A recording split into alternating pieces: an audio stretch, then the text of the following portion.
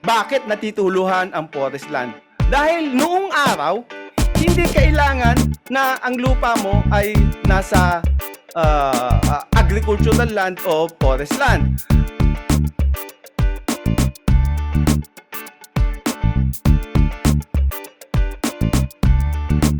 Magandang araw po sa inyong lahat at nandito na naman tayo sa Usapang Lupa na handog sa inyo ng Foundation for Economic Freedom. Ngayon pong Season 2, Episode number 7 ay ipagpapatuloy natin ang ating huntahan tungkol sa mga titulo sa forest land. Ito po si Attorney Edwin Tiamson na sasamahan kayo sa kwentuhan natin sa Usapang Lupa. Magandang araw po. Ito naman po si Atty. George Katigbak na nagpapaabot muli ng pasasalamat sa ating mga viewers and listeners na patuloy na nanonood at nakikinig sa ating programang Usapang Lupa. Ito, para po ma-update kayo sa aming mga posts, don't forget to like our Facebook page.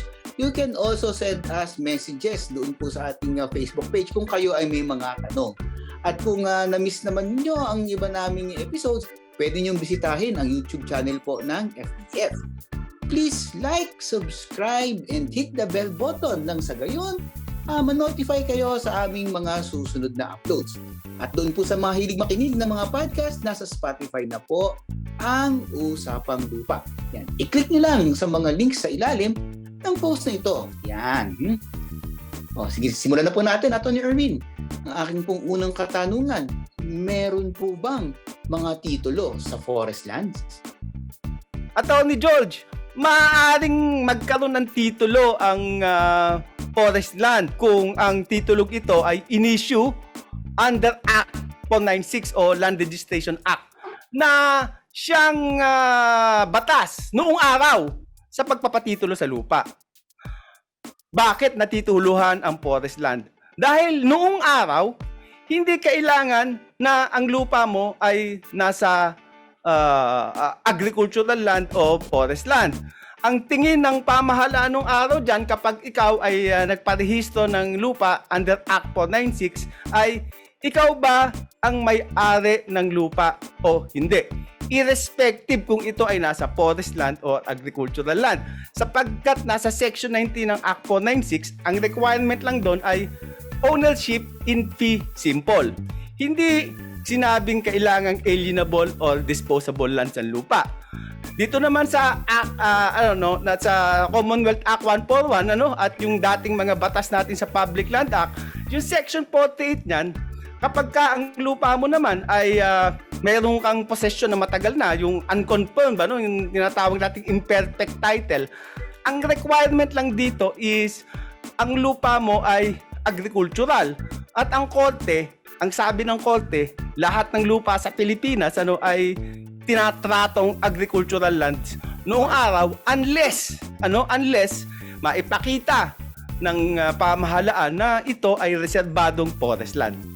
So, ganoon ang sitwasyon ng batas noong araw. Kaya maraming mga titulo na ngayon ay may covered ng Certificate of Title under the torrent system ang nasa forest land. Ngayon, Atty. Katigbak, ang tanong ko naman sa iyo ngayon ay kailan ba natigil ang pagpapatitulo dito sa mga lupang hindi naman alienable and disposable o yung tinatawag nating forest land? Ayan, maraming nasusulat dyan, Atty. Erwin. Ang pagpapatitulo kasi ng lupa na hindi naman A&D ay pinatigil na sa ilalim ng batas na PD 1073 o PD po, Presidential Decree. Ibig sabihin, panahon pa ito ng mga 1970s. Sa batas po ito, ipinatitigil na po ang pagpapatitulo ng mga Spanish title at mga non-A&D lands. Basahin po natin nakasulat dyan sa Section 3 ng batas na yan. Sinasabi po na the judicial confirmation of incomplete titles to public lands based on unperfected Spanish grants such as applications for the purchase, composition, or other forms of grant of lands of the public domain under the laws and royal decrees in force prior to the transfer or sovereignty from Spain to the United States shall no longer be allowed. However, this section shall not be construed as prohibiting any person claiming the same land from acting under Section 48B and 48C if he meets the conditions prescribed for judicial confirmation of his imperfect or incomplete title. O ano naman yung Section 48B na yan at Section 48C? Basta sabi po ng Section 4, nasumunod na Section po dun sa batas na yun, the provisions of Section 48B and Section 48C, Chapter 8 of the Public Land Act are hereby amended in the sense that these provisions shall apply only to alienable and disposable lands of the public domain which had been in open, continuous, exclusive, and notorious possession and occupation by the applicant himself or through his predecessor interest under a bona fide claim of acquisition of ownership since June 12, 1945. Naku, ang haba. Ano ba sinasabi nito? Sinasabi lang po na doon sa batas na iyon ay hindi na pinapahintulutan ang pagtititulo ng mga lupa na hindi A&D. So hindi na po pinapahintulutan ang pagpapatitulo ng mga forest lands.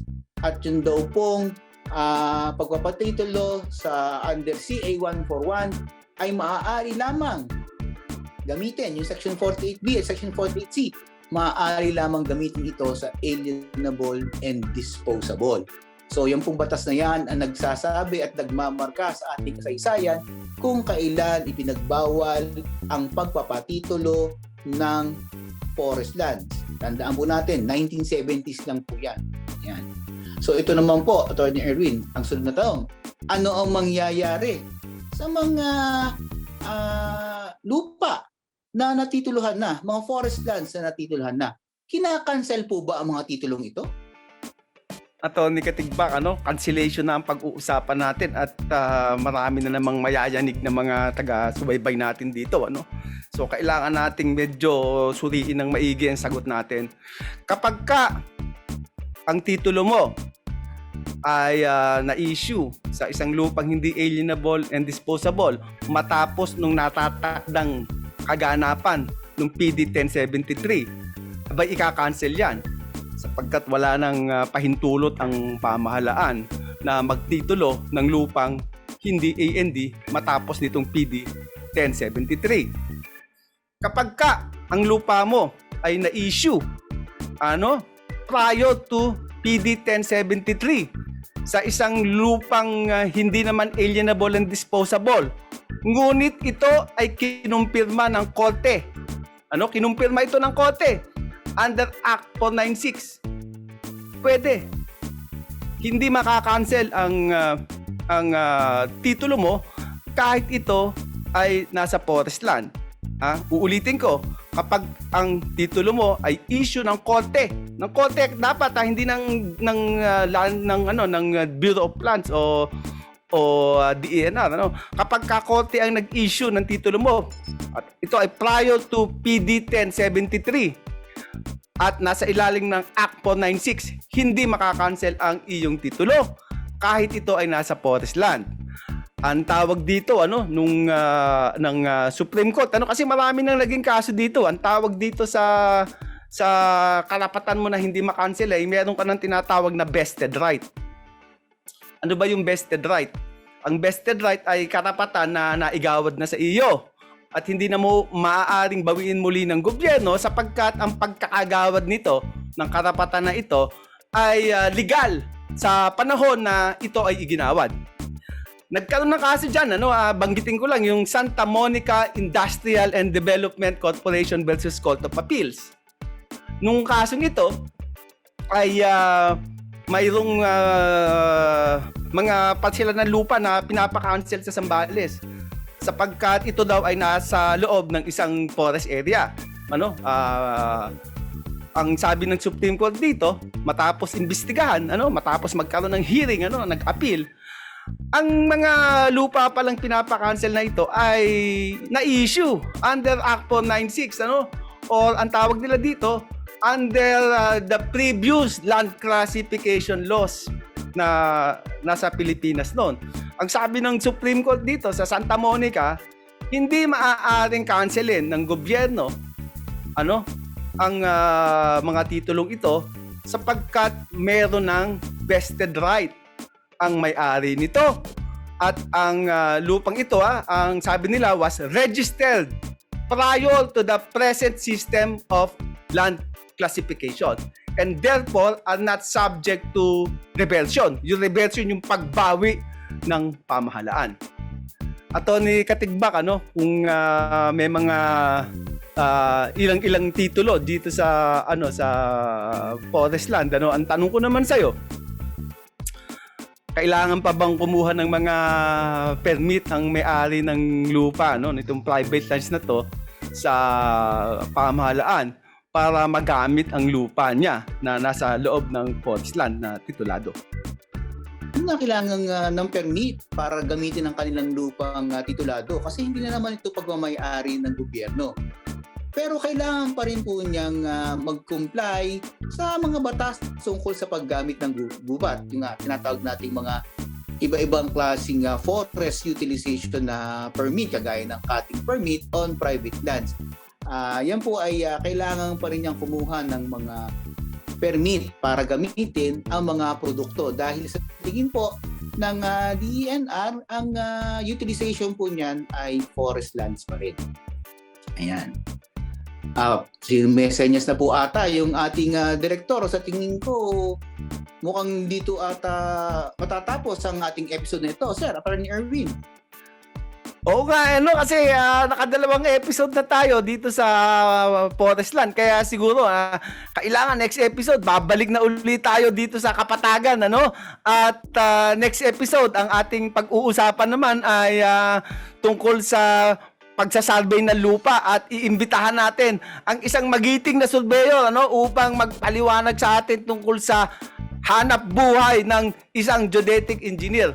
Kaya nagpapasalamat muli ako sa lahat ng mga sumusubaybay sa atin sa Usapang Lupa, at ito po si Attorney Erwin Tiamson na nagsasabing abangan ninyo ang pagbabalik natin sa Kapatagan. At ito naman po si Attorney George Katigbak na nagpapasalamat ulit sa viewers at mga listeners. At again, reminders para ma-update kayo sa aming mga posts, don't forget to like our Facebook page. At kung na-miss nyo ang ibang episodes, pwede nyo pong bisitahin ang YouTube channel ng FEF. Please like, subscribe, and hit the bell button sa gayon na ma-notify po kayo sa mga susunod na mga episodes. At again, doon po sa mga mahilig mag-podcast, nasa Spotify po ang Usapang Lupa. Ito po muli, si Attorney George nagsasabing magandang araw at stay safe!